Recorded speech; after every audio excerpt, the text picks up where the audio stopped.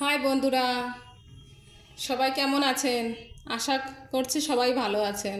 তা আজকে আমি রান্না করব পায়া, মানে ছাগলের পা যেটা বলে। তা আগে আমি এটাকে সিদ্ধ করে নিয়েছি। দেখেন, আগে আমি এটাকে সিদ্ধ করে নিয়েছি। তো এর ভিতর দেব, এখানে আছে আদা, পেঁয়াজ, রসুন আর কাঁচা লঙ্কা পেস্ট।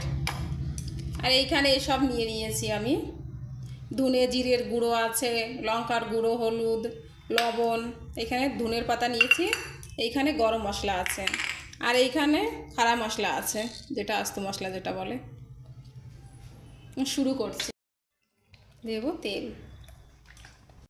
খাড়া মশলা ঢেলে দেবো।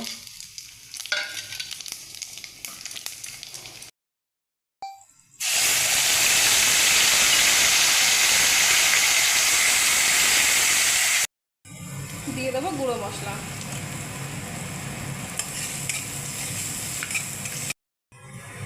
সামান্য জল। দেখেন বন্ধুরা, মশলা কষানো হয়ে গেছে।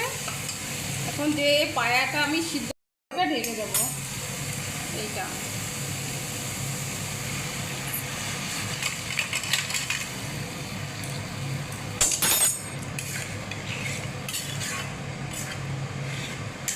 পা যেটা বলে। গ্যাসের ফ্লেম একটু লো করে ঢেকে দেবো, কমসে কম আধা ঘন্টা ঢেকে রাখবো। ঢেকে একে আমি একটু রান্না করে নেব।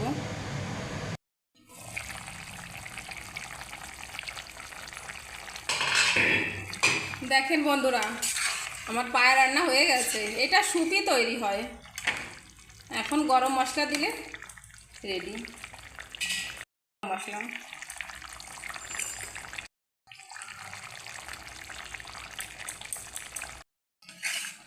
কেমন হয়েছে জানাবেন, আর ভালো লাগলে লাইক করবেন, শেয়ার করবেন, সাবস্ক্রাইব করবেন। Thank you.